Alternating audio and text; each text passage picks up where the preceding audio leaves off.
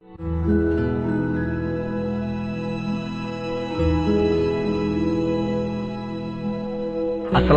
warahmatullahi wabarakatuh, Bu ya. Waalaikumsalam warahmatullahi wabarakatuh. Apa kabar, Bu ya? Alhamdulillah sehat. Semoga para pendengar semua dimanapun berada juga senantiasa dijaga oleh Allah. Amin. Amin, amin. Semakin kuat kokoh iman. Amin. Semakin rindu kepada keridhaan Allah Subhanahu wa taala. Amin. Allahumma alamin. Baik, Bu ya, adapun topik pagi ini mengenai pacaran, HTS, hubungan tanpa status. Ini pergaulan yang terjadi di remaja kita, anak muda kita. Ini bagaimana mengarahkan mereka, menggiring mereka, memberikan pemahaman agar mereka tidak melanggar Allah Subhanahu wa taala. Ya. Langsung dijelaskan saja, Bu. Bismillahirrahmanirrahim. Assalamualaikum warahmatullahi wabarakatuh. Waalaikumsalam warahmatullahi wabarakatuh. Alhamdulillah wassalatu wassalamu ala Rasulillah Sayyidina Muhammad bin Abdullah wa ala alihi wa ashabihi wa mawalah. Amma ba'd. Berbicara tentang pacaran atau hubungan tanpa status atau hubungan yang tidak sah. Sebelum kita belajar atau kita lanjutkan atau kita mulai, maka perlu yang kita hadirkan pada kesempatan ini adalah insyaf. Yuk kita mendengar dengan hati nurani, bukan hanya dengan syahwat dan akal kita. Artinya, siapapun dari kita yang saat ini lagi berpacaran sekalipun, ayo kita letakkan hawa nafsu kita, kita menghadap dengan hati kita. Dan berpikir cerdas dengan akal kita. Akal dan hati yang dibimbing oleh syariat Nabi Muhammad sallallahu alaihi wasallam. Karena kita ingin mencari kemuliaan. Akan tapi seindah, sehebat, benar seperti apapun sebuah kenyataan, jika diterima oleh hati orang yang sombong, hati orang yang tidak insyaf, ia tidak akan bisa diterima. Jangankan sesuatu yang keluar dari lidah seorang hamba seperti kami, yang keluar dari mulut Nabi langsung pun ternyata ditolak oleh Abu Jahal dan orang yang semacamnya. Maka mari kita tata hati kita. Termasuk Anda yang barangkali saat ini juga berpacaran, mari kita dengar ini semuanya. Kita harus tahu baik. Sekarang pertanyaannya, apakah yang pertama, mungkin ada 5 pertanyaan. Yang pertama adalah, apakah cinta itu dilarang atau tidak? Ini pertama. Yang kedua adalah, apakah pacaran itu? Yang kedua, kenapa kita dalam hadis Nabi dan juga firman Allah, kita harus menjaga mata kita, termasuk telinga, masalah qaddul basar. Ini harus kita fahamkan. Bahasanya kemudian serta itu dari mana sebab zina? Ini yang keempat. Yang kelima adalah bolehkah kita menghayalkan lawan jenisnya misalnya? Nah, baik. Ini yang harus kita bahas tuntas. Nanti orang akan sadar jika kita bahas secara tuntas, dia akan sampai kepada kesimpulan, oh begitu. Kenapa ulama mengatakan pacaran adalah haram? Nah, yang mengatakan pacaran tidak haram, dia akan ditentang oleh hatinya sendiri karena dia paham hatinya. Baik, kita berbicara tentang cinta. Apakah cinta itu dilarang? Cinta bukan dilarang, bahkan cinta adalah yang sangat dihimbau dan dianjurkan. Yang dilarang adalah bermaksiat. Orang mencintai, mungkin seorang laki-laki jatuh cinta dalam bahasa kita. Akan tapi itu sebatas cinta, tidak boleh dilanjutkan dengan sesuatu yang lainnya. Sehingga dikatakan di saat orang itu mencintai, kok bisa dia menahan diri, maka saat itu adalah mulia daripada orang yang tidak mencintai lalu menahan diri. Nah, sampai digambarkan dalam sabatun yudhillumullah yawmaladilla iladilluh. Nah, di saat ada satu orang dan ada 7 payung Allah yang akan diberikan kepada hamba-hamba Allah, yang di saat itu tidak ada payung lagi kecuali payung Allah, perlindungan khusus dari Allah di padang mahsyar di hari kiamat. Di situ disebutkan ada seorang laki-laki, baik kan, yang merindukan perzinaan, diajak zina oleh seorang yang cantik jelita. Dan dia punya pangkat dan punya harta. Lihat, kira-kira seperti apa? Kalau yang mengajak sempurna, akan tapi dia menolak. Lihat. Maka di saat itu mempunyai kemuliaan. Jadi yang namanya mencintai itu adalah wajar dan bukan sesuatu yang terlarang. Akan tapi bagaimana kita menyikapi cinta itu? Kalau tiba-tiba orang jatuh cinta, atau bahasa kita kagum dahululah. Kekaguman itu bukan sesuatu yang terlarang. Akan tapi kekaguman yang syar'i, ada standarnya. Kalau kagum kepada sesuatu yang tidak jelas adalah unik. Kita harus mengagumi mungkin sesuatu karena mungkin solehannya. Memang dia cantik satu sisi. Akan tapi setelah itu, setelah cantik apa yang harus kita lihat? Dan setelah itu apa yang harus kita lakukan? Bukan kita turuti dengan tindak lanjuti dengan hayalan, dengan kita memberikan muqaddimah perzinaan. kezinaan. Tidak. Akan tapi jika ada seseorang ada kecenderungan, ketertarikan, maka dia melangkah menuju yang halal. Itu yang diinginkan. Akan tapi kalau dituruti dengan sesuatu yang haram, maka itu adalah haram. Maka itu. Jadi cinta bukan sesuatu yang terlarang. Bahkan disebutkan, bahkan dia katakan yang dikukuhkan di dalam kitab ulama, para ulama bahwasanya kalau ada orang meninggal dunia gara-gara gandrung jatuh cinta, gandrung kalau orang jatuh cinta mencintai seseorang, kemudian dia menjaga dari yang haram agar tidak terjerumus dari haram. Haram itu macam-macam, bukan saja zina, urusan hatinya tidak melintaskan di dalam hatinya bayangan dan hayalannya. Dia menjaga itu, setiap ingat dia tersakiti sampai dia matinya mati syahid. Nah ini akan kenapa? Dia telah menjaga, berjuang melawan hawa nafsunya. Padahal semestinya kalau dia mencintai, dia akan berusaha untuk mendekat, menggoda, sampai dia mendapatkannya. Tapi tidak. Dia tahu dirinya mencintai. Justru karena dia mencintai, dia akan menghindar. Mulai dari tidak ingin melihatnya, mulai tidak ingin menyebut namanya. Takut apa? Terjerumus dalam dosa. Tapi cinta bukan dimusnahkan begitu saja. Tapi dibandingkan dengan permohonan dan doa kepada Allah, serta usaha yang baik. Dengan doa istikharah, kalau memang dia pantas untuk kujadikan ya Allah. Dan dia menjaga. Dan dia selalu mendekat kepada Allah karena dia cintanya cinta murni, suci, yang bagus, yang benar. Akan tapi kalau sudah tidak lanjut dengan sesuatu yang haram, maka itu adalah cinta yang palsu. Dan itu adalah kerusakan. Maka dari itu cinta adalah bukan sesuatu yang terlarang. Akan tapi lihat setelah cinta itu apa. Apakah cinta nanti ditunggangi oleh syahwat dan hawa nafsu. Dan ini yang banyak terjadi.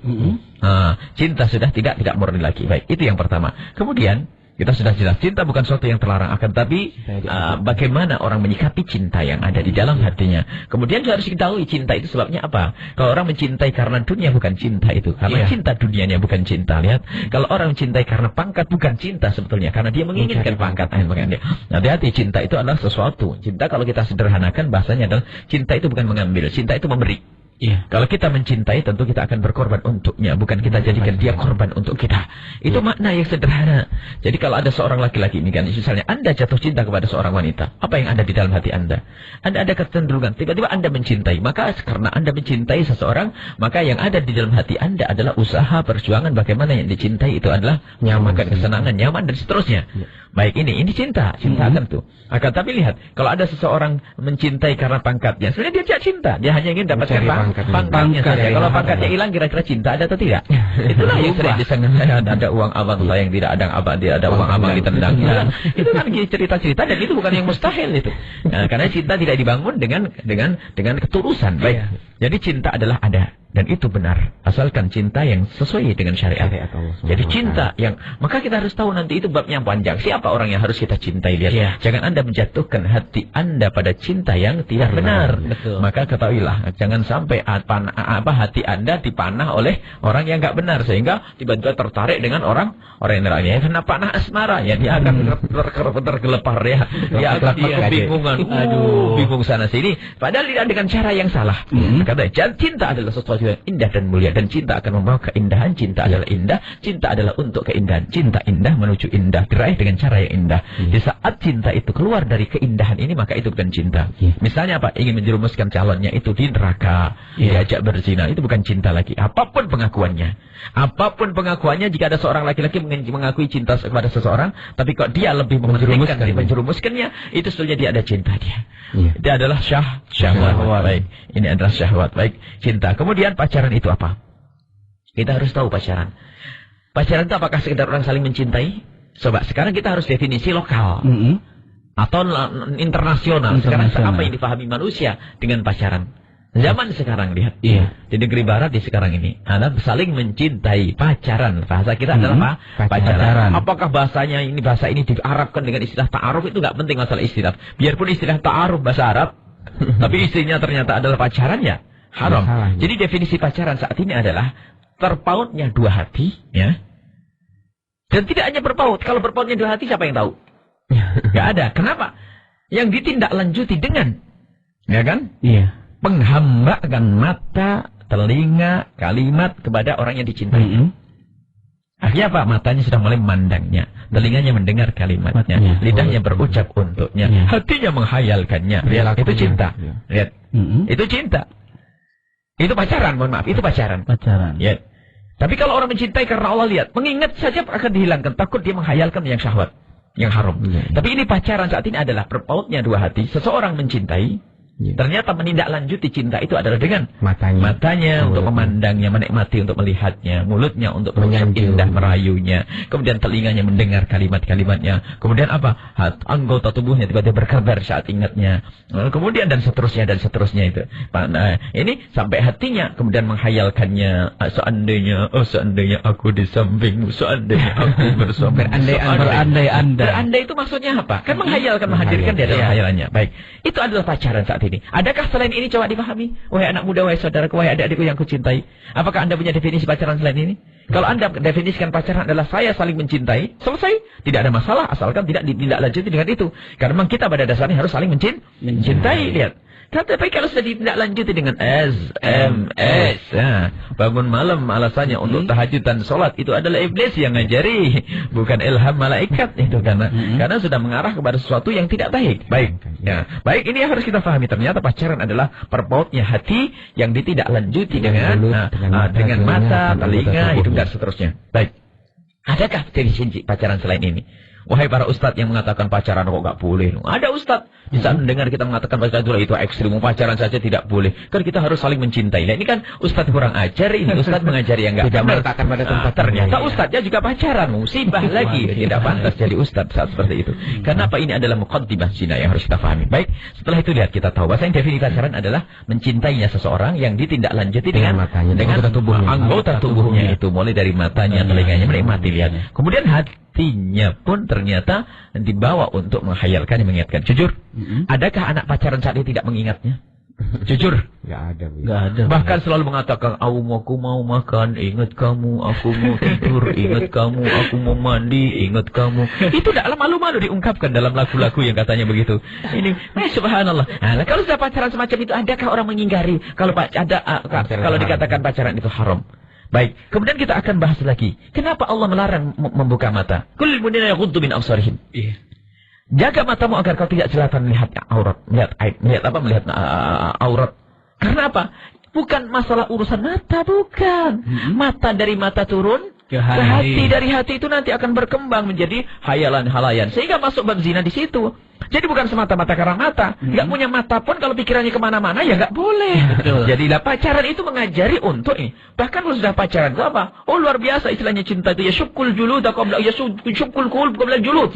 Masuk ke hati nggak lewat kulit. Tiba-tiba di hati lebih bahaya lagi ini. Makanya jujur nih wahai adik-adikku yang aku cintai.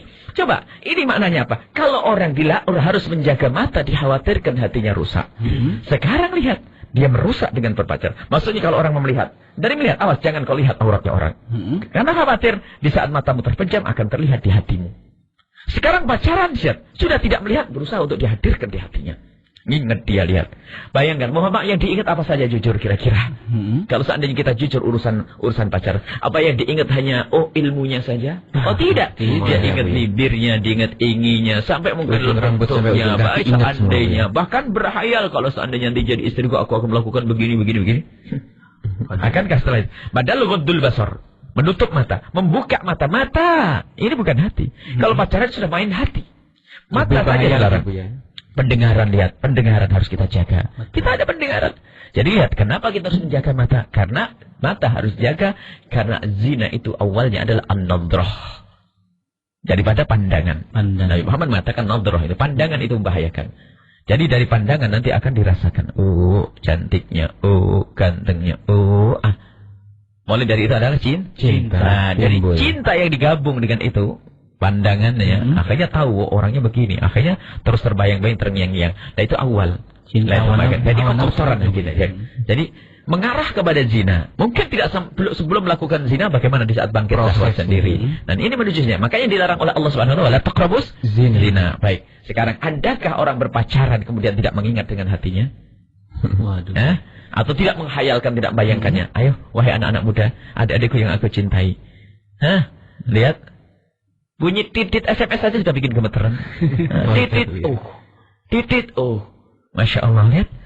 Nah, ini adalah sesuatu. Kemudian kalimat-kalimatnya. Belum lagi kalau sudah di dalam itu di saat bicaranya normal-normal saja.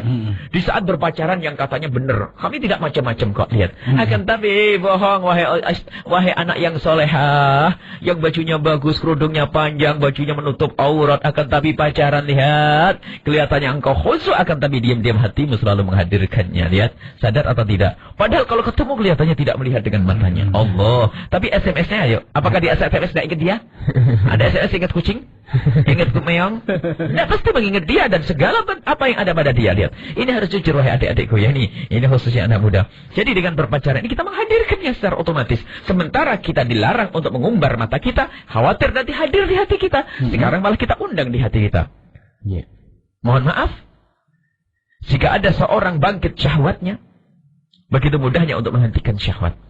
Jika syahwat itu datang begitu saja, dia cukup mengambil air wudhu, selesai. Atau keluar, pindah dari tempat ini, insya Allah syahwat itu sudah hilang. Tapi ketahuilah syahwat yang diundang, gimana bisa mengusirnya? Susah. Sehingga bisa melakukan, mohon maaf, dia memuaskan syahwatnya dengan sendirian di kamar, di tempat atau namanya yang sering kita dengar, onani, masturbasi dan sebagainya. Dan di saat seperti itu apa yang dilakukan? Mohon maaf, seandainya seorang terjerumus dalam pacaran, kemudian dia melakukan masturbasi atau onani. Dan onani ada buah daripada syahwat. Kira-kira yang dihayalkan siapa? Apakah dia berhayal, mohon maaf, dia bersenggama dengan kucing atau binatang? Tidak. Pasti menghasilkan orang itu kan. Apakah ini tidak dikatakan sesuatu yang haram? Haram. Baik. Ini adalah proses baik. Jadi adik-adikku, yuk kita bicara, kita cerna. Kemudian sebab zina sudah tahu bahasa yang tadi kita. Sebabnya adalah dari nazar, pandangan atau dari pendengaran ya. Mendengar lihat kalimatnya, mula-mula belum tertarik, akan tapi dengar omongannya yang merdu, indah, syahdu, akhirnya tertarik dan tertarik. Kemudian itu kita masuk bab penghayalan tadi, lihat. Nah, lihat kalau sudah jelas semacam ini, siapa yang berani mengatakan bahasanya pacaran boleh? Allah tidak melarang zina secara langsung, akan tapi wala taqrabuz zina, jangan untuk mendekati perzinahan. Kemudian kita masuk bab lain, khulwah, berduaan, lihat. Berduaan adalah haram. Dikhawatirkan masuk bab zina, biarpun untuk mengajar Al-Quran. Karena di dalam berduaan itu akan mudah mereka untuk saling melihat auratnya. Allah. Berduaan, lihat. Dan sekarang kalau sudah pacaran, adalah pacaran rame-rame. Dari yang gelap-gelap. Berduaan, ngobrol. Biarpun lihatnya takut, lihat. Akhirnya telepon. Telepon, lihat. Nanti kita masuk bab telepon. Telepon, lihat, Al-Quran melarang. Fala takhdu'na bil qawli fayatba'al ladzina fala takhdu'na bil qawli. Wahai para wanita, jangan engkau lembutkan kalimatmu. Fayatba'al ladzi fi qalbihi maradun. Sehingga orang yang hatinya enggak benar akan menjadi tergoda. Baik. Ini apa? Para wanita itu kalau ngomong itu jangan sampai membuat omongan yang menjadikan fitnah, syahwat orang lain. Sekarang kira-kira kalau ada seorang anak gadis telepon dengan pacarnya, kira-kira omongannya dilembut-lembutkan atau digede-gede deh. Lembut-lembut kan, ada manjanya dan sebagainya. Loh, kalau sudah begitu, akankah kita berani setelah itu mengatakan halal, boleh pacaran? Baik, makanya ini yang bisa kami hadirkan pada kesempatan ini. Dan setelahnya Allah yang akan menjaga Anda semuanya. Tapi kebenaran harus disampaikan. Dan wahai anak-anak, adik-adikku yang saat ini terjerumus atau dalam masalah pacaran, Anda jangan diganggu perjalanan Anda menuju karir Anda dengan itu semuanya. Mohon maaf, sisi lain, pacaran itu boros waktu, boros uang. Boros waktu, lihat. Anda mau belajar, bunyi SMS, titit, SMS lagi. Anda SMS kepada orang yang belum tentu jadi suami Anda. Belum tentu dia nginget Anda. Nah, wahai adik-adik putriku, jangan mau dibodohi. Bisa saja seorang laki-laki yang SMS kepada Anda itu sebenarnya SMS forward 5 orang dia SMS bareng, kalimatnya sama. Kangen kamu 5 orang.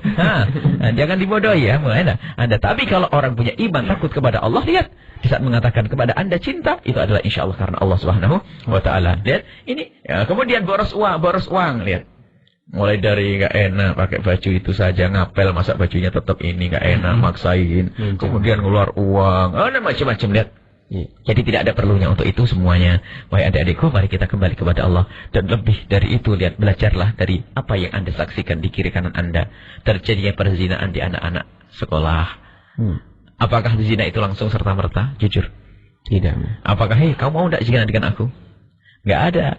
dengan mungkin dengan lirik-lirikan, senyum-senyuman, kemudian obrolan, kemudian janjian. Setelah itu mungkin pertemuan pertama adalah belum terjadi perzinahan. Mungkin berangkat dari naudzubillah hanya berpegang tangan. Setelah itu mungkin hanya dengan ciuman. Setelah itu apa yang terjadi? Lihat, disaksikan oleh iblis juga.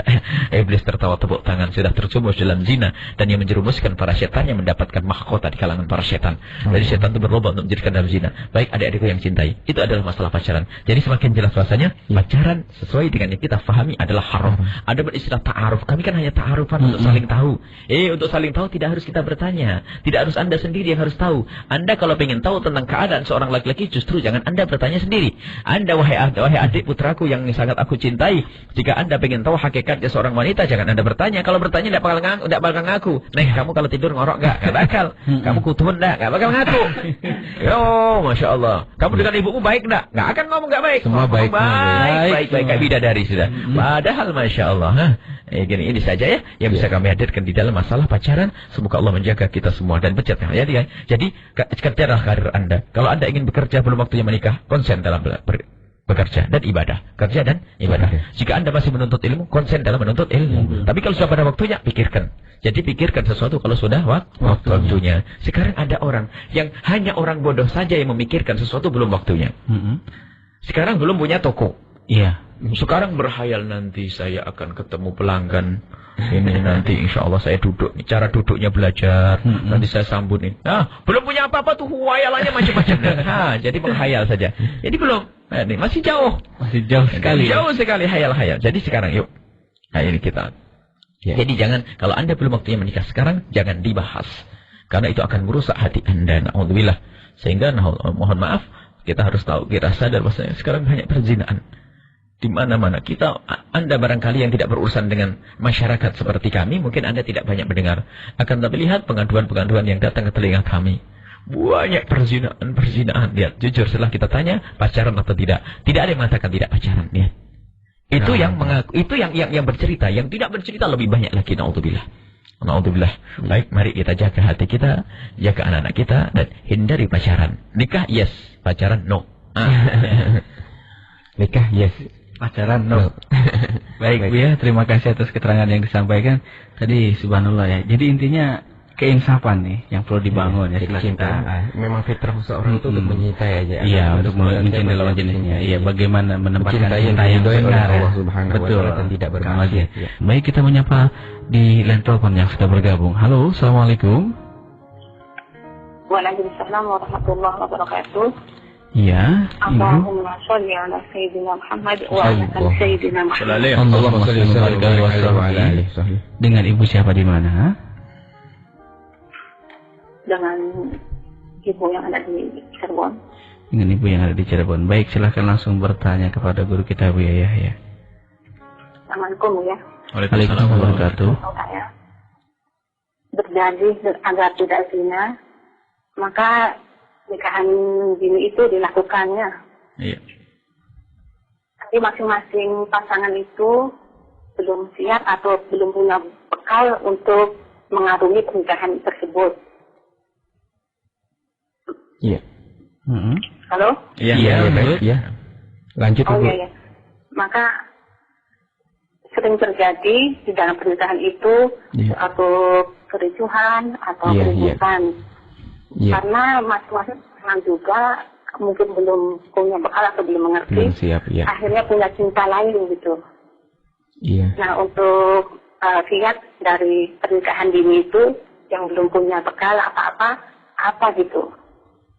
Baik. Agar tidak terjadi perceraian di pernikahan dini itu.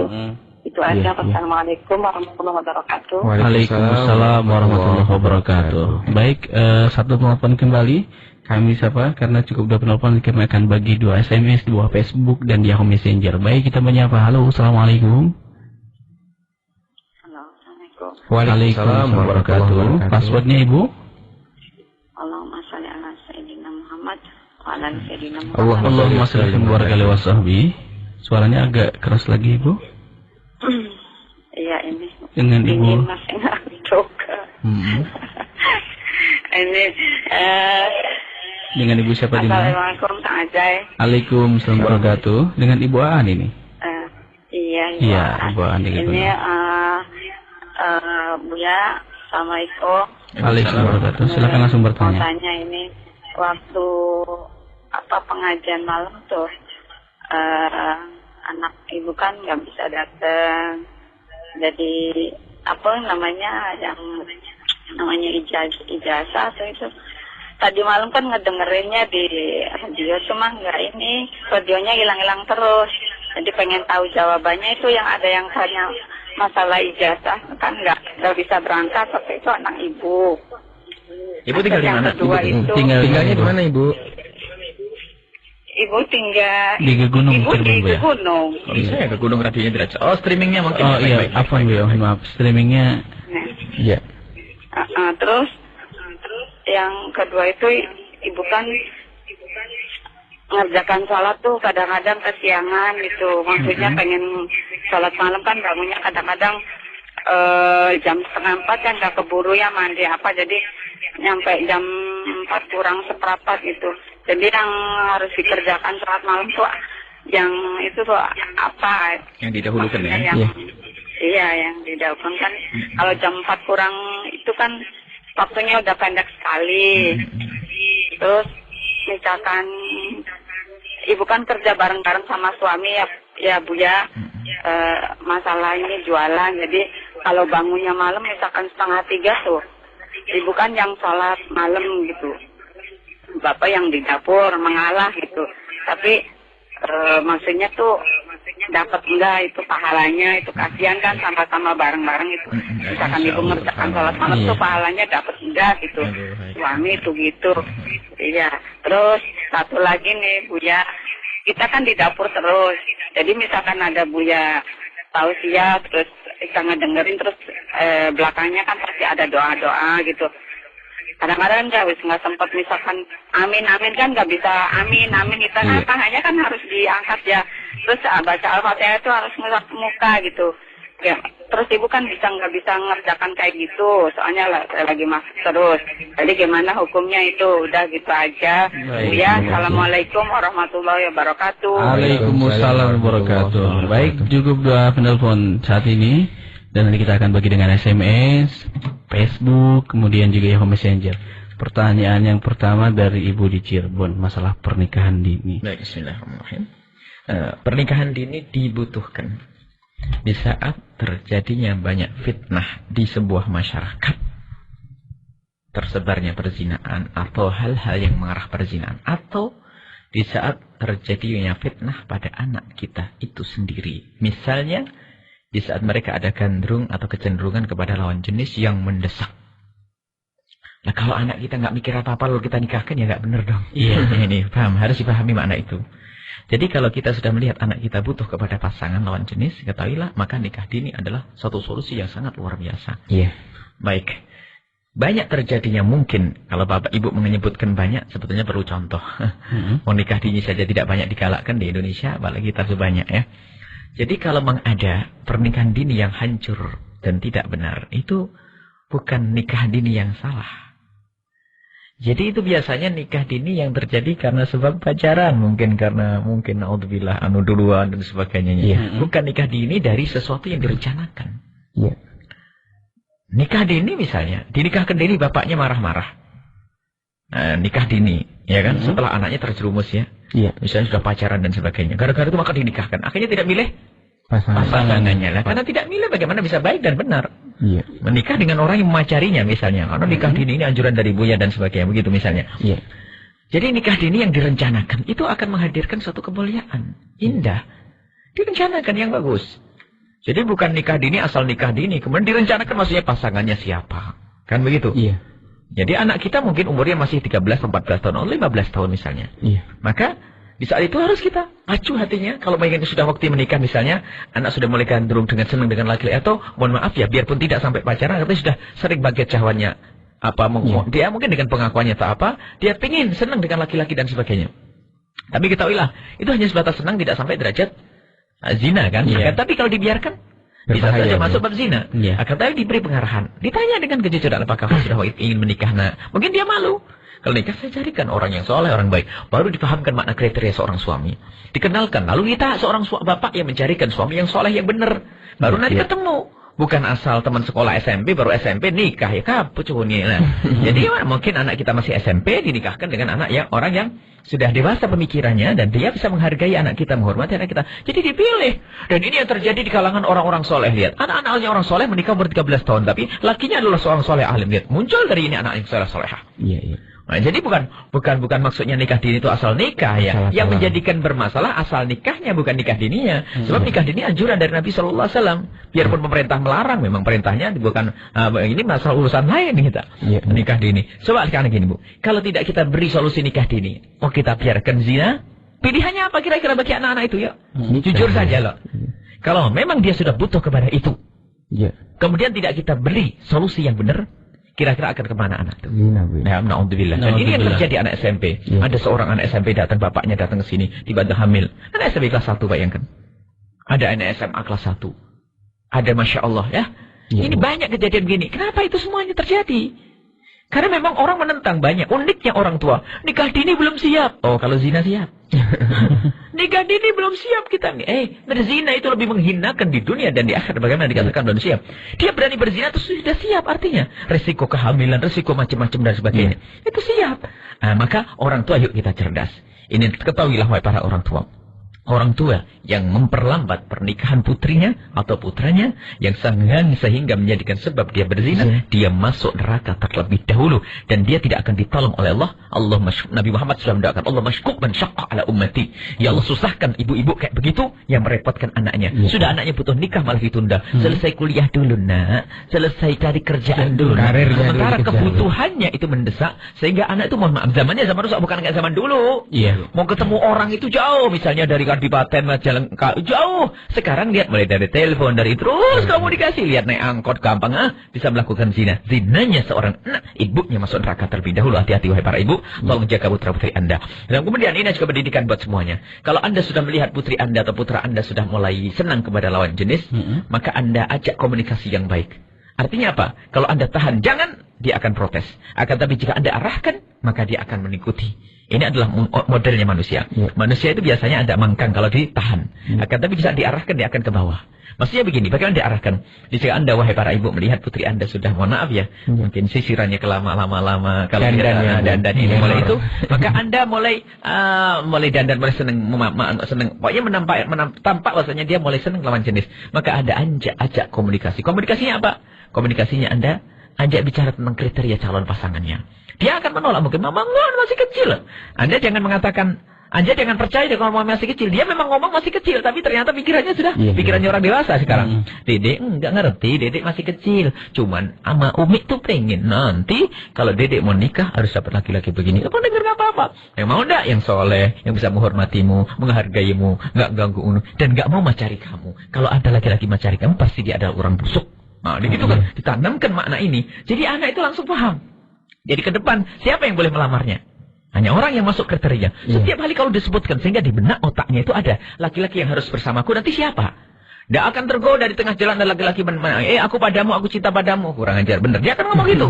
Karena ini kesalahan orang tua komunikasi tidak pernah. Karena sibuk cari duit di sana. Mungkin ustadznya sibuk dakwah di sana. Tidak pernah buka komunikasi kepada anaknya. Akhirnya sang anak yang sudah mulai akil balik, senang dengan pasangan, komunikasi dengan temannya. Akhirnya temannya ngomong, dia titip salam padamu. Oleh, akhirnya masuk ini. Jadi tolong wahai para orang tua, Anda punya kewajiban. Bukan hanya Anda melahirkan, ngasih makan, itu saja akan tapi mendidik dari sisi ini. Yang adalah penting. Jadi kita ada silsilah pendidikan wahai ibu, mendidik anak sebelum lahir, mendidik anak saat lahir, mendidik anak setelah lahir, mendidik anak mulai berbicara, mendidik anak mulai akil balik, mendidik anak di saat melanggar. Ada lagi nanti semuanya harus mendidik. Saat melanggar pun kadang-kadang kita salah, sudah anak itu jatuh ditimpakan tangga lagi.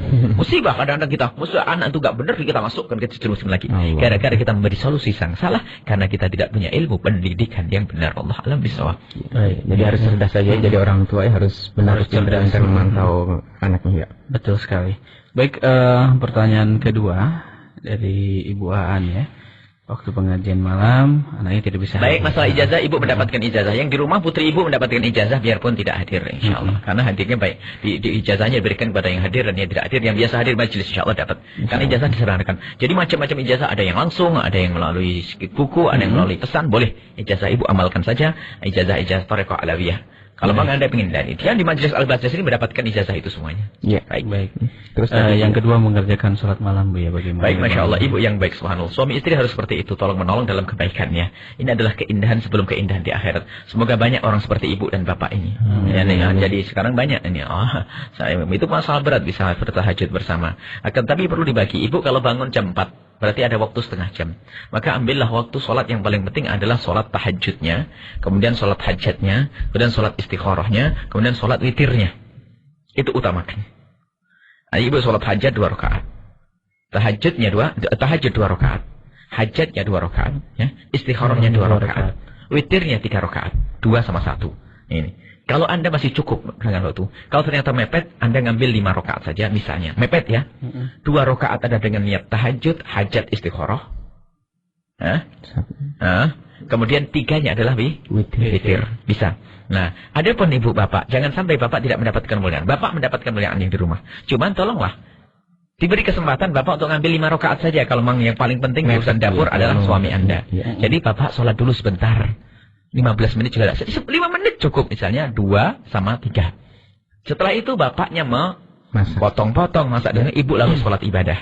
Tidak apa-apa. Tapi bapaknya tolong ajari. Sholawatan, zikir kepada Allah sambil dia motong-motong. Dia mendapatkan kemuliaan. Apalagi, mohon maaf siapapun yang bekerja di tengah malam. Itu sebenarnya Anda untung. Bekerja di pasar. Kami temukan di Sumber ada orang bekerja. Berangkat mulai dari jam 2 malam. Jam 3 malam. Itu sebenarnya tinggal niatnya saja yang diangkat. Niat bangun malam. Sebelum berangkat lakukan sholat di rumah hanya 5 rakaat tadi. 2 rakaat untuk hajat, tahajud, istikharah. 3 rakaat adalah witir. Setelah itu Anda sambil jaga sayur, sambil zikir kepada Allah. Dan itu yang mendapatkan kabar gembira yang diseru oleh Allah. Mana yang minta maaf akan aku ampuni. Mana yang minta rizki akan aku kasih. Jangan bengong, ngomong gak karu-karuan, mumpung tengah malam. Jadi tidak harus Anda melakukan sholat. Anda berzikir dalam itu bisa Anda mendapatkan keutamaan bangun malam. Baik, cuman sebaik-baik ibadah memang sholat waktu itu ya. Allah a'lam bishawab. Yang ketiganya Bu, ketika mendengarkan pengajian kemudian baik, boleh tidak apa-apa. Jadi sebisa mungkin. Memang sebaiknya segala sesuatu itu adab. Tata keramanya berdoa menghadap ke kiblat dengan mengangkat tangan, ya kan? Kemudian setelah itu ditutup dengan mengusap ke muka. Itu kalau memang mungkin. Jika Anda tidak mungkin, Anda menghadap kemanapun boleh. Dan membaca Fatihah setelah itu tidak mengusap muka pun boleh. Karena itu semuanya sunnah. Hanya masalah adab dan tata krama saja. Jika Anda mungkin ya duduk. Tapi Anda sambil bekerja bagaimana? Mungkin Anda sambil nyuapin anak dan sebagainya. Lakukan itu semuanya. Sambil dengar. Luar biasa. Sambil mendengar doa. Dan itu insya Allah juga mendapatkan. Ya Allah a'lam bishawab. Baik Bu ya, terima kasih. Atas jawabannya kita beralih ke SMS. Silakan Kang Ozi, ini langsung disapa di SMS yang sudah bergabung. Dari SMS 0534, Assalamualaikum warahmatullahi wabarakatuh. Waalaikumsalam warahmatullahi wabarakatuh. Bu ya, bagaimana cara mencari jodoh yang sesuai dengan syariat? Dan jika kita selalu menutup rasa suka kita dengan laki-laki dan tidak pernah tahu, akhirnya tidak ada yang berani melamar, gimana Bu ya? Seorang wanita, itu sering pertanyaan, dan itu adalah bisikan setan. Apa yang Anda sampaikan, mohon maaf, karena kami cinta kepada Anda yang bertanya. Bisikan setan itu seperti itu. Kalau kamu diam tok di rumah, nanti siapa yang melamarmu? Banyak orang yang setiap harinya pacaran sampai 50 tahun tidak nikah-nikah ada kok. Kurang apa dia? Peliharaan melakukan zina sana-sini juga tidak nikah. Urusan memberi jodoh itu Allah. Nah, akan tapi Anda mengadulah kepada Allah. Baik. Nanti kalau diem tok sama memendam rasa, nanti gak ada yang melamar. Itu juga bisikan iblis yang kedua. Memendam rasa adalah kemuliaan. Kalau masalah nikah, melamar tanpa harus urusan rasa-rasa. Jadi Anda kalau Anda pengen mendapatkan pasangan yang baik dan mulia, Anda lihat hakikatnya seseorang. Bukan Anda cintai seseorang. Sebab kalau sudah mencintai, Anda tidak bisa nyeleksi. Sebab hitam jadi putih, gula Jawa rasa coklat. Itu musibah, Anda nggak memilih lagi. Jadi kalau Anda pengen menikah dengan seseorang, misalnya Anda seorang laki-laki atau wanita, kita tak tahu. Kalau Anda seorang laki-laki, lihat wanita itu adalah jangan cinta dulu dong. Kalau Anda cinta dulu nggak nilai. Istikharah pun terlihat dia tok. Istikharah dia tok. Doanya ini doa masalah pada Allah mestinya. Ya Allah, kalau memang dia baik untukku maka jadikan istriku. Kalau tidak jauhkan. Nggak bisa ngomong itu. Ya Allah, kalau memang dia baik untukku jadikan istri. Kalau tidak baik jadikan baik. Ya Allah. Jadi padahal istikharah itu serah. Kalau tidak baik jauhkan ya Allah dariku. Nah, ini jadi di saat Anda belum jatuh cinta, maka saat itu Anda pikir dia. Atau bukan mikir, maksudnya Anda tanya keadaan dia. Dan Anda normal, Anda ketemu dia nyantai. Gak ada nyentuh hanya sekitar lihat. Atau bertanya, Anda normal. Tapi kalau sudah Anda mendahulukan cinta, lihat. Anda akan tutup mata. Bahkan mungkin tidak mau lagi tahu tentang keadaannya. Jadi cerita ke orang tua pun akhirnya berbohong dan berdusta. Baik, caranya mengambil pasangan yang benar adalah kalau memang Anda termasuk wanita yang mulia yang tidak mau berurusan dengan pacaran dan sebagainya, lalu Anda bertanya, lalu siapa yang melamar Anda? Ini kesalahan di dalam orang mencari pasangan. Ketahuilah, wanita tidak harus dilamar. Iya. Akan tapi wanita bisa melamar. Akan tapi itulah Sayyidah Khadijatul Kubra, Sayyidah Khadijatul Kubra dan juga Sayyidah Hafsah adalah mendapatkan Rasulullah karena kecerdasan orang tuanya. Sayyidah Khadijah ini wanita cerdas, paling cerdas zaman itu, dunia dan akhirat. Dia ngerti ada seorang soleh, seorang baik namanya Muhammad. Waktu itu Nabi belum diangkat jadi Nabi. Akhlaknya yang mulia, jujur dan sebagainya. Lihat, orang Mekah semuanya tertinggal dengan kecerdasan Khadijah. Saya tidak boleh macam-macam dengan Nabi Muhammad ini. Waktu itu belum jadi Nabi. Ini orang hebat. Ini orang dari segi fisik ganteng, dari segi kesolehan, soleh, jujur dan sebagainya. Sebelum diambil orang, aku kirim keluargaku, Khadijah. Sayyidah Khadijah mengirim keluarganya untuk melamar Rasulullah. Untuk bertanya Rasulullah. Subhanallah, Allah menggerakkan hati semuanya keluarga Nabi. Akhirnya menjadi Nabi lah menikah dengan Sayyidah Khadijah Al-Kubra. Jadi, tapi dengan cara yang mulia, bukan pamer. Hei, kamu mau nikah dengan aku? Itu orang berman. Akhirnya apa? Anda kirim orang soleh. Anda tanya orang soleh untuk menyambungkan. Tapi Anda harus berpacaran. Setelah Anda tahu itu orang soleh, jangan setelah senang baru dicari. Anda melihat itu orang soleh di kampung Anda. Anda tahu orang soleh di sebuah majelis. Anda tahu dia orang baik. Baru setelah itu Anda merangkah menuju ke sana. Dengan cara yang mulia, bukan berpacaran. Ketahuilah di kalangan orang soleh, kalau Anda mau dipacari, Anda rendah saat itu. Misalnya Anda ada kelompok laki-laki soleh. Laki-laki baik. Dia punya prinsip, bahasanya apa? Saya tidak akan berpacaran. Tak taunya Anda mengucapkan aku padamu dan aku cinta padamu. Apa katanya? Ini perempuan murah dan rendahan. Dan kalau memang Anda mengucapkan cinta kok langsung disambut, berarti satu martabat dengan Anda. Sama-sama rendah. Akan tapi Anda kalau memang merasa bahasanya Anda punya hati rasa cinta, Anda muliakan diri Anda. Carilah pasangan dengan mulia. Anda cari dengan kemuliaannya, dengan cara mulia itu tadi. Jadi Anda dapat melamar melalui orang tua Anda, atau Anda melalui kiai terhormat, sampai ke kalau tidak diterima. Alhamdulillah aku belum mencintainya. Kan enak. Daripada sudah mencintainya, taunya orang tuanya nggak setuju, nangis bangkang ke orang tua. Alhamdulillah, kok ditolak sebelum aku cinta. Pindah satu lain lagi gampang. Lihat, waktu itu merusaknya namanya pacaran. Pacaran itu menjadikan orang durhaka ke guru, durhaka ke orang tua. Durhaka ke guru menjadikan ilmu nggak manfaat. Durhaka ke orang tua menjadikan hidup tidak berberkah. Lihat, tidak ada baiknya pacaran, sudahlah. Kalau sudah pacaran, dia mama aku kalau tidak dengan dia nggak mau. Mending nggak usah nikah, ini kurang ajar ini. Ya iya, nggak nikah kan sudah. Baik. Baik Buya, terima kasih atas jawabannya, dan berikutnya di SMS kembali. Baik. Ini penting sekali di 7834. Assalamualaikum warahmatullahi wabarakatuh. Waalaikumsalam warahmatullahi wabarakatuh. Allahumma sholli ala Sayyidina Muhammad. Allahumma sholli wa sallim wa barik alaihi washabi. Buya, saya mau bertanya, apa peranan atau kewajiban orang tua dalam menjaga anak-anaknya supaya tidak pacaran, dan juga sudah terlanjur anaknya berpacaran itu, bagaimana cara menyikapinya itu, Bu ya? Kalau perannya nomor satu, gak ada lagi. Siapa lagi yang menjaga keuangan bapak ibunya? Iya. Makanya anak itu memang nikmat, tapi harus kita ketahui anak adalah amanat. Jadi kalau ada orang tidak punya anak, dia tidak akan masuk neraka gara-gara anak, wahai para orang tua. Iya. Kalau ada orang nggak punya anak, dia tidak akan masuk neraka gara-gara anak. Tapi kalau punya anak, hati-hati, bisa neraka gara-gara anak kita. Maka dari itu, wahai para orang tua, jaga anak kita. Mungkin yang bertanya adalah, baru dengar ceramah hari ini, sehingga selama ini anakku tidak pernah aku didik yang benar. Atau mungkin bahkan saat ini ada orang tua itu yang jerumuskan anaknya. Nak, kamu sudah 17 tahun kok belum punya pacar, pacarmu siapa sih? itu loh nih. Orang tua gitu, orang tua yang tidak punya akal itu sebetulnya. Anaknya sudah jadi perempuan, murahan. Bahkan kalau ada laki-laki baik katanya menurut, anakku ada di Bandung, lihat nomor teleponnya, nanti main ke sana ya, kunjungi ya. Ini aku titip hadiah untuknya ya. Titipkan anak laki-laki, awas ya. Akan dicuri nanti itu hatinya. Akhirnya menjadilah anak wanita murahan. Baik, apa yang tanyakan tadi? Gimana? Sebentar. Upaya. Wah, itu ada. Anda menjadi apa? Peran Anda penting. Peran orang tua sangat penting. Ketahuilah, rusaknya anak orang tua yang tanggung. Kalau memang orang tua tidak mendidik. Tapi kalau kita sudah didik dengan cara yang benar, maka ketahuilah itu urusannya dia. Kalau sudah baik, Anda mendidik yang benar, Anda sambungkan ke orang yang benar, Anda sering ajak komunikasi. Baik, kalaupun Anda hanya menasihati, sudah terlanjur pacaran kok Anda nasihati tok, belum beres, Anda masih dituntut dituntut di hadapan Allah. Yang pertama, jika anak sudah terlanjur seperti itu, Anda banyak istighfar kepada Allah karena Anda trader atas nikmat Allah. Kemudian yang kedua, ambil anak itu dengan komunikasi yang baik. Sebab mohon maaf, namanya panah asmara. Kalau sudah nancep, ditarik itu salah, nyari nancep lagi.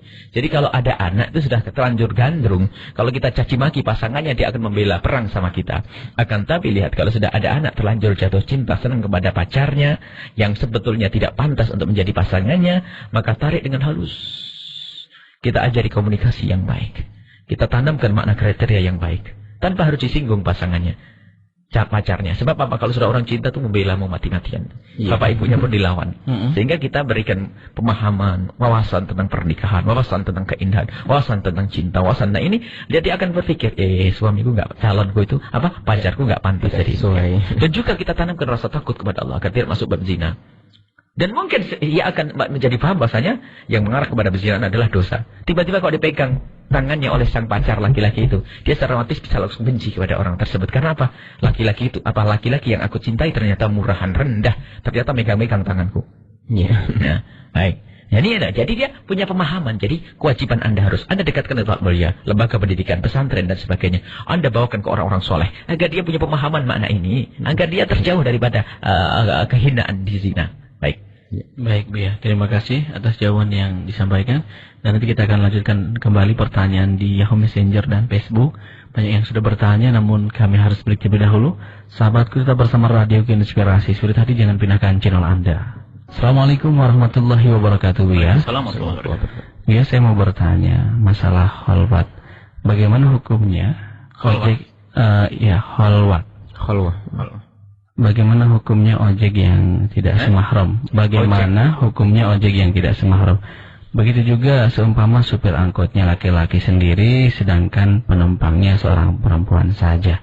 Kemudian bagaimana juga kalau di satu masjid atau musola yang imamnya laki-laki, sedangkan makmumnya hanya satu perempuan, yang mereka berdua bukan mahram dan tidak ada yang lain lagi, sedangkan mereka melakukannya tidak sengaja karena jamaah yang lain tidak kunjung datang sampai selesai wirid. Itu bagaimana Bu ya? Mohon jawabannya. Baik, bismillahirrahmanirrahim. Yang pertama, kita harus tahu masalah khalwah. Khalwah adalah berduaannya seseorang, berduaan laki dengan perempuan yang lawan jenis, laki perempuan yang bukan mahramnya. Itu baru disebut sebagai khalwah. Yang haram, biarpun untuk mengajar Al-Quran. Dan ukuran khalwah itu seperti apa? Di saat memungkinkan dia itu dengan berduaan untuk melakukan sesuatu yang diharamkan. Yang diharamkan. Mungkin bisa pegang-pegang, nggak ada yang tahu. Ya? Sehingga mengarahkan pandangannya itu dengan sebebas-bebasnya.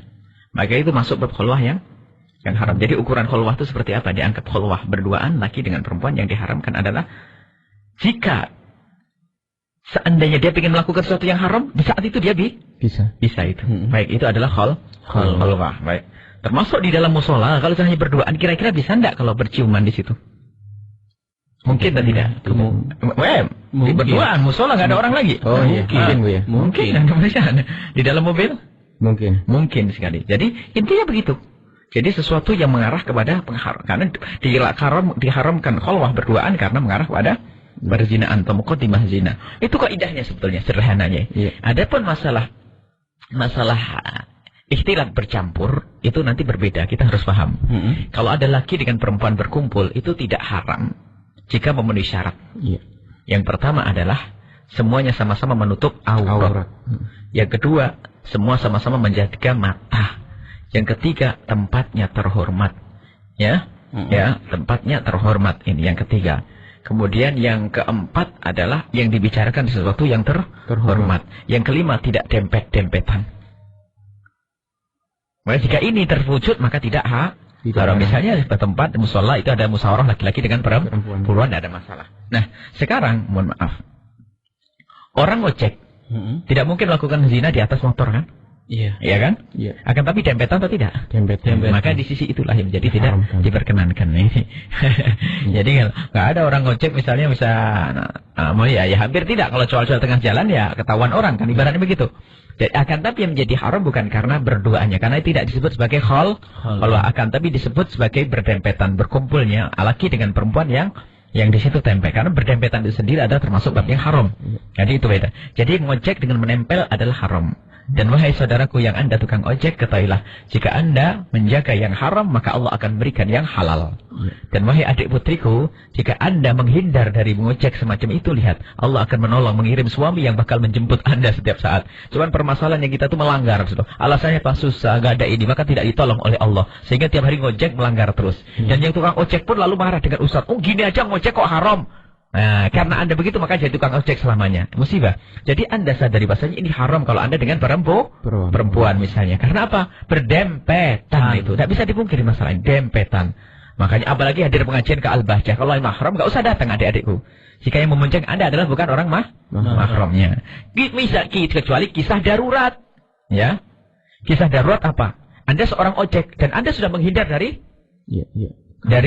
wanita. Tak tanya ada perempuan terhormat di situ.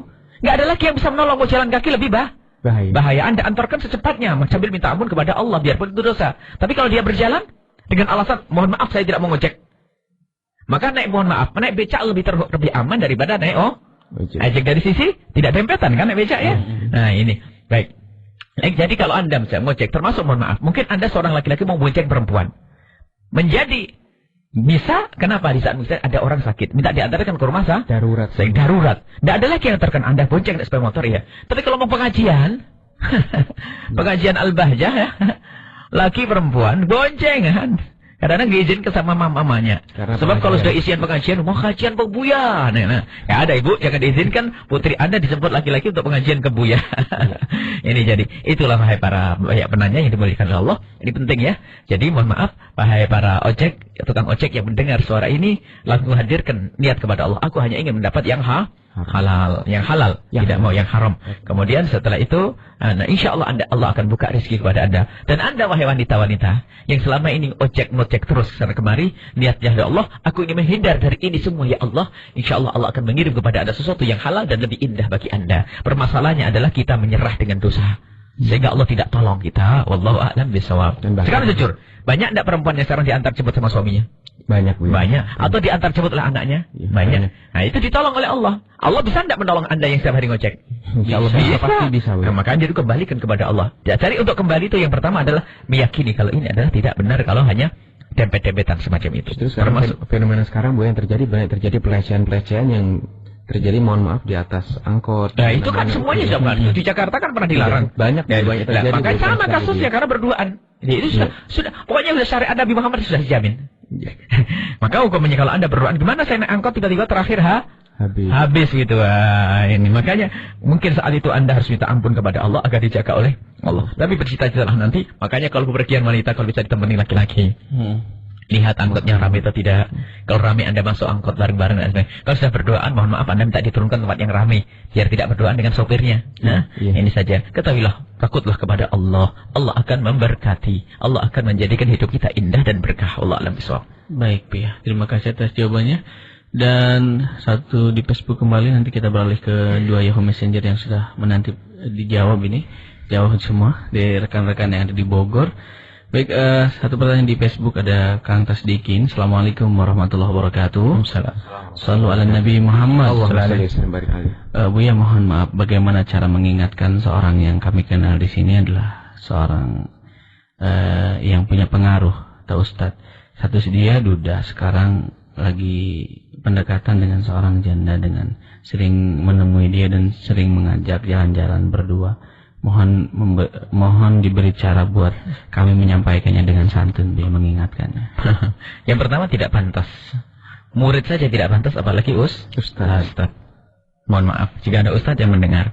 Murid saja tidak pantas, apalagi Ustaz. Karena di dunia ilmu agama Nabi Muhammad Sallallahu Alaihi Wasallam. Jadi kalau murid ada, kalau orang awam melakukan itu adalah dosa.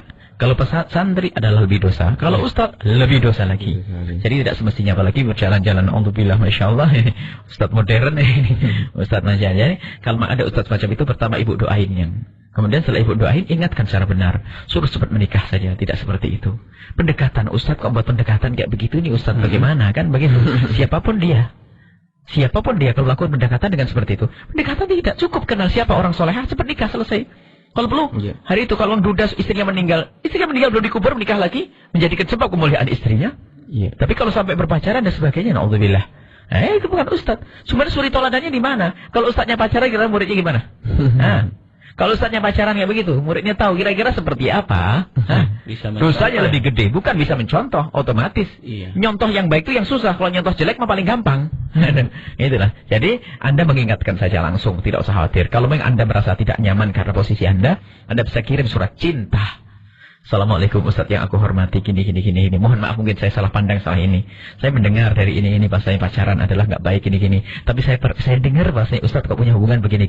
Ini demi cintaku kepada Ustaz saya ingatkan. Semoga Ustaz tetap dimuliakan oleh Allah begini. Sampaikan, selesai. Baik. Itu baik. Baik Bu ya, terima kasih dan kita beralih ke Bogor, Baranang Siang yang sudah bertanya dari sahabat Dani. Assalamualaikum warahmatullahi wabarakatuh Bu ya. Bu ya, kami punya kakak laki-laki yang sudah ingin menikah, tapi ibu saya bersikukuh melarangnya dengan alasan masih kuliah dan calon istri juga masih kuliah. Katanya, bagaimana Bu ya kami menyikapi hal ini? Baik, pertama ibu Anda harus sering mendengar pengajian, apalagi pengajian kayak begini ini. Ibu Anda belum sadar bahwasanya begitu bahayanya larangan itu. Karena permasalahannya ibu Anda belum punya wawasan tentang agama barangkali. Maka Anda yang saat ini sering berurusan dengan agama, Anda komunikasi yang baik. Bawa ibu Anda ke majelis. Barangkali kalau di Bogor ada kita majelis di Indra Prasta. Mungkin ibu Anda bisa, atau di Masjid Raya Bogor. Kita punya sebulan sekali setiap Sabtu, setiap Rabu minggu kedua. Itu ada di Masjid Raya, atau setiap Sabtu keempat malam Ahad. Kita ada di sana. Itu Anda bisa, nanti ibu diajak, kemudian saat itu singgung pertanyakan kepada kami atau dia tidak duduk bareng dengan kami, nanti akan kami singgung bagaimana ibu yang benar supaya tidak melarang. Itu adalah suatu kesalahan besar. Ketahuilah, zina yang dilakukan anak ibunya nanggung itu. Urusan kuliah lihat, berarti dia hanya senang pangkat di dunia, tidak senang pangkat di akhirat. Urusan kuliah, dan memang benar banyak ini kasus itu banyak. Pertama, karir, kau harus punya kerjaan dulu nak. Yang dua, kau harus selesai kuliah. Benar, seorang anak pada syahwatnya sudah memuncak, syahwatnya sering muncul, dia harus menunggu selesai kuliah, sementara sudah pacaran, lihat, akhirnya dia ngikuti omongan ibu, saya harus patuh kepada ibu saya, menyelesaikan kuliah. Sementara saya harus patuh dengan hawa nafsu saya, akhirnya zina. Kebetulan dia selesai sarjana ekonomi, bahkan mungkin sarjana agama, plus zina. Na'udzubillah. Orang tuanya masuk neraka terlebih dahulu. Berarti ibu Anda ini adalah dalam bahaya yang amat luar biasa.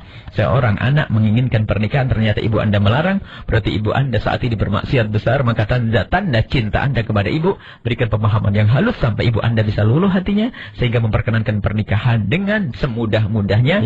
Dengan itu Allah akan memudahkan urusannya. Baik Bu ya, terima kasih atas jawabannya. Berikutnya di Bogor kembali ada Ahmad Faiz Ahmad. Assalamualaikum warahmatullahi wabarakatuh Bu ya. Waalaikumsalam warahmatullahi wabarakatuh. Allahumma sholli ala Sayyidina Muhammad Barakali wasobi. Bu ya, bagaimana menyikapi ketika kita sudah terlanjur menikahkan anak kita atau saudara kita dengan orang yang salah, dalam artian dia seorang yang tidak mau belajar ilmu agama, bahkan tidak menaruh perhatian sama sekali.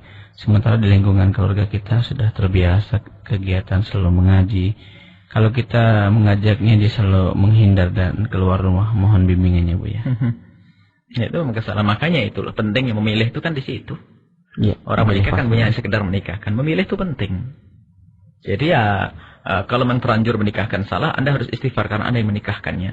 Berarti Anda punya andil dosa dalam hal ini. Misalnya mungkin dia menjadi, bahkan ada seorang menikah itu gara-gara menikah rusak. Mulai dari kerudung jadi tidak karena suaminya tidak senang kerudung. Macam-macam ada. Kehidupan itu begitulah macam-macam. Akan tapi apapun bentuknya, jika Anda sudah terlanjur seperti itu menikahkan putri Anda dengan seorang laki-laki yang dia tidak kenal majelis dan sebagainya, maka ketahuilah karena dia adalah juga umat Nabi Muhammad, ketahuilah tugas kita membina bukan membinasakan. Maka kita harus perhatikan dia. Mungkin kita buat pendekatan, sering diajak ngobrol, atau mungkin kita bawa kepada acara tapi secara tidak langsung kita jadikan dia panitia. Kalau dia berduit jadikan donatur ini. Maka nanti boleh jadi donatur, minta bantuan ini atau apa, atau minta pendapat, ide atau apa. Dia akan merasa ada keterikatan dengan sebuah majelis, maka pada waktunya nanti dia akan ke bawah. Tapi mengingatnya dengan cara yang indah lembut, bukan mengatakan kamu ini ikut masuk keluargaku tidak mau ngaji, mau apa. Ya itu adalah bukan mendidik, itu merendahkan dan menghinakannya, dan itu tidak menyentuh hati. Baik Bu ya, terima kasih. Baik, satu penelpon kami sahabat Anda yang mau bergabung, silahkan kami buka kesempatan di 023125225549. Baik, kita sapa. Halo, assalamualaikum. Waalaikumsalam. Iya, passwordnya. Allahumma sholli ala sayyidina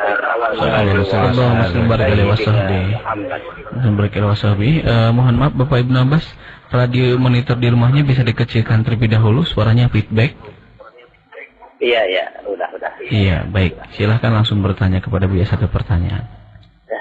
Assalamualaikum Buya. Assalamualaikum warahmatullahi wabarakatuh. Dan Bang Aja ya. Iya.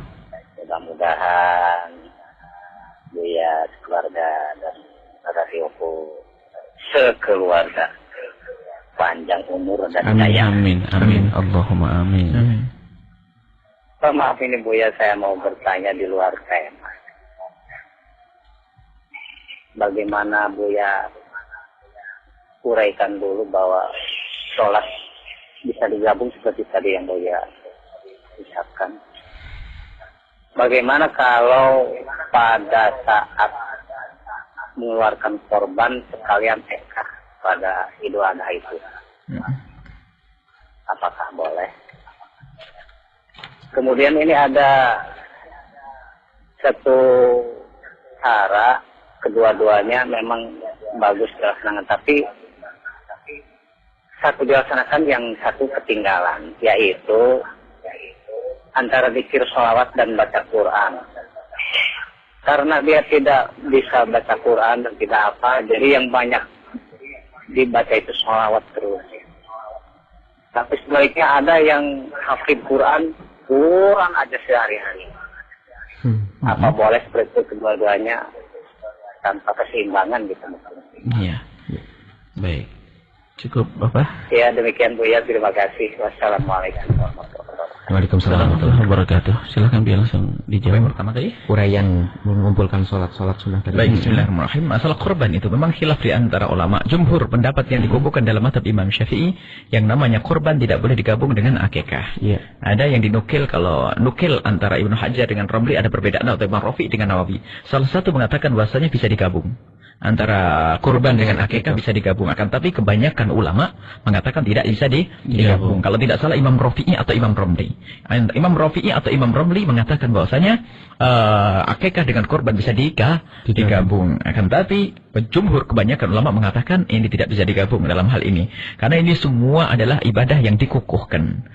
Kurban adalah sunnah yang dikukuhkan, kemudian akikah juga sunnah yang dikukuhkan. Begitu juga misalnya yang namanya sholat rawatib ya, sholat rawatib qabliyah duhur tidak bisa digabung dengan sholat sunat yang lainnya, nggak bisa. Akan tapi yang boleh digabung adalah sholat yang satu martabat. Martabatnya seperti martabat sholat sunat mutlak. Karena sholat hajat itu adalah martabat mutlak, istikharah martabat mutlak, tahiyatul masjid martabat mutlak itu bisa digabung. Makanya kalau sholat fardu digabung dengan sholat sunat nggak bisa. Tapi kalau orang tahiyatul masjid, lihat sholat fardu tok dapat pahalanya tahiyatul masjid. Jadi inilah masalah korban memang ada khilaf. Jadi Anda jika mendengar boleh digabung, itu juga pendapat ulama dalam mazhab Imam Syafi'i. Tapi yang dikukuhkan dalam mazhab Imam Syafi'i tidak boleh. Kemudian pertanyaan yang kedua mengenai zikir Bu ya. Ada yang Masya Allah, zikir semuanya bagus. Kalau ada orang menekuni salawat saja bagus, Al-Quran saja bagus. Akan tapi ketahuilah semuanya ada tempatnya, dan sesuatu akan menjadi utama kalau sudah pada tempatnya. Lihat, biarpun dia orang hafal Al-Quran, lihat setelah Assalamualaikum semestinya baca Astagfirullah, Subhanallah, Alhamdulillah, Allah Akbar, ayat kursi dan sebagainya. Bukan pertama Al-Quran Assalamualaikum, Alif Lam Mim ya. Bukan di tempatnya. Semuanya ada tempatnya masing-masing. Ibnu Athaillah As-Sakandari dengan kecerdasan menangkap Allah itu lawana anwa'al ibadati. Lama alim Allah lawana laka anwa'al ibadati. Setelah Allah tahu engkau itu suka bosan, hamba ini suka bosan, maka Allah memodel-model ibadah. Jadi studi dengan bermacam-macam ini agar kita tidak bosan. Sesaat kita istighfar, sesaat kita tasbih, sesaat kita sholawat. Dan kemudian zikir yang paling tepat adalah zikir yang sesuai untuk pemenahan hatinya. Misalnya, kalau Anda ternyata orang kikir, pelit, maka Anda menyebutlah nama Allah yang Maha Pemurah. Kalau Anda orang yang sombong dengan harta, sebutlah maha besarnya Allah, ya mutakabbir, ya mutakabbir. Hanya Allah yang pantas seperti itu, bukan aku. Ya kan? Kalau Anda ternyata tidak punya kasih sayang kepada anak, sebut ya Rahman, ya Rahim, ya Rahman, ya Rahim, ya Rahman, ya Rahim, agar hati itu luluh. Karena sesuai dengan penyakit kita. Karena penyakit kita hadapkan dengan kemuliaan Allah Subhanahu wa Ta'ala. Maka bagaimana yang benar? Lakukan zikir sesuai dengan tempatnya masing-masing. Ya kan? Iya. Nah, memang zikir di dalam sholat adalah boleh. Akan tapi masa salawatullahi amin langsung astagfirullahaladzim di dalam sholat lah ya. Tidak batal memang. Tapi bukan di tempatnya. Setelah waladhdallin amin baca surat kan begitu. Jadi ada tempatnya masing-masing. Waktu sujud kita lihat, kalau Anda waktu sujud mestinya baca Rabbiyal A'la. Anda baca surat Yasin boleh. Akan baik apakah seperti itu ibadah? Iya. Sah, sholatnya sah, baca surat Yasin. Hanya tempatnya. Akan tapi semuanya sesuaikan dengan tempatnya. Baik, tapi bagi orang yang mohon maaf baca Al-Qur'annya repot nggak bisa, tapi kok bisanya sholawatan, maka bagus dia memperbanyak sholat kepada Nabi Shallallahu Alaihi Wasallam. Baik, semuanya adalah utama. Yang tidak benar adalah yang nggak pernah melakukan itu semuanya. Baik, ya. Terima kasih dan memang waktu yang sudah di penghujung acara. Sebenarnya banyak sekali pertanyaan dari para pendengar yang bertanya. Namun mohon maaf kami tidak bisa menyapa semuanya. Baik di SMS, Yahoo Messenger, ataupun Facebook sahabatku ya. Silakan Bia yang mau disampaikan. Kesimpulannya adalah, mari kita memohon kepada Allah. Semoga dari kita semua yang mendengar ini bisa menginsyafi ini semua. Dan yang kedua, semoga Allah mudahkan kita jika ada di antara kita masih terjerumus dalam kesalahan-kesalahan yang kami sebutkan tadi. Semoga Allah mengangkatnya. Amin. Dan semoga Allah menggantinya dengan pernikahan yang mulia. Amin. Yang menjadikan mereka sebab bahagia dunia dan di akhirat. Amin. Dan semoga Allah mempermudah orang tua yang mempermudah urusan pernikahan anak-anaknya. Amin. Dan seperti yang disabdakan Nabi, yang mempersulit urusan pernikahan anaknya akan dipersulit urusan kehidupannya. Kefakiran akan melandanya. Kesengsaraan akan melandanya bagi orang tua yang mempersulit urusan pernikahan. Lihat Nabi yang bersabda dalam hadis yang diriwayatkan Imam Ahmad bin Hanbal, Allah masyukuk man syaqqa ala ummati. Allah mengerikan itu. Orang tua saat ini begitu, lihat Allah akan memberi kesengsaraan. Allah, karena Rasulullah yang mendoakan. Kenapa? Dia telah berbuat zalim kepada anaknya. Hati-hati, tolong dipermudah urusan pernikahannya. Dengan mahar yang gampang, persepsi yang gampang. Lihat, mempersulit itu bukan saja boleh dan tidak boleh. Akan tapi kadang-kadang boleh, ya sudah cepat nikah. Tapi makannya harus prasmanan, harus ada kiriman ranjang model begini, harus ini. Wah, ini musibah ini. Orang tua perusak ini ya. Semoga Allah menjaga kita semua. Dan Allah mudahkan segala urusan kita semuanya. Mari kita berdoa. Dari itu semua, semoga dikabul hajat kita. Amin. Bersihkan hati kita. Dijauhkan dari zina. Sebab zina. Semoga Allah memuliakan kita di rumah tangga. Kemuliaan yang sesungguhnya di dunia dan di akhirat, di mata manusia dan di mata Allah Subhanahu wa taala. Amin. Al-Fatihah. Iyyaka na'budu wa iyyaka nasta'in ihdinas siratal mustaqim siratal ladzina an'amta 'alaihim ghairil maghdubi 'alaihim waladdallin. Amin. Amin ya rabbal alamin.